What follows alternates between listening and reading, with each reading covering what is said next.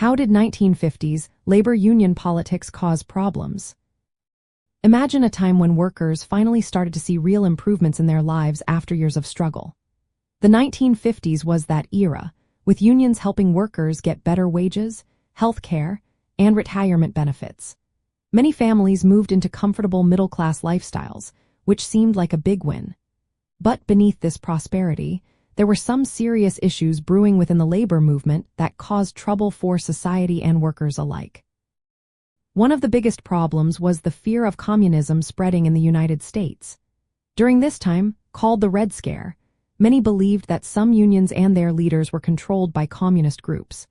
This led to government investigations, loyalty oaths, and blacklists that kept suspected unionists from getting jobs. Some unions, like those in the Congress of Industrial Organizations, expelled members they thought had communist ties. These actions created divisions and made it harder for workers to unite. Violence even broke out in places like Birmingham, where steelworkers fought over political differences linked to these accusations.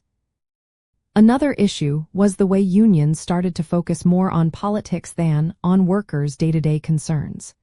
Union leaders began working within the political system, trying to influence elections and support certain parties.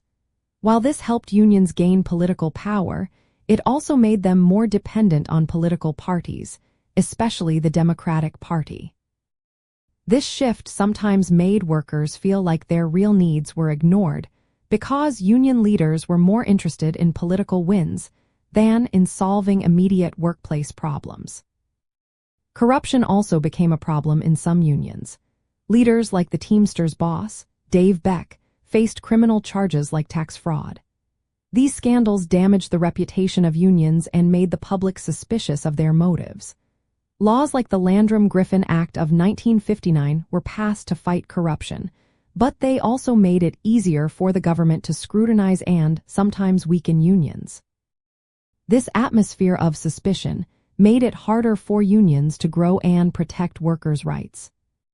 Some unions were also accused of controlling who got hired or fired, sometimes acting against the best interests of workers. Propaganda at the time showed unions blocking workers from jobs for personal or political reasons. This made many people see unions as self-serving or even obstructive to economic progress. It created a complicated picture of unions as both champions of workers and sometimes part of the problem. While the 1950s are remembered for the prosperity unions helped bring, these political struggles and internal conflicts show a different side.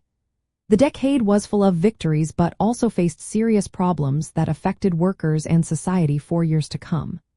The story of union politics in the 1950s is one of both progress and challenges, shaping how Americans viewed work, economy, and society during that time.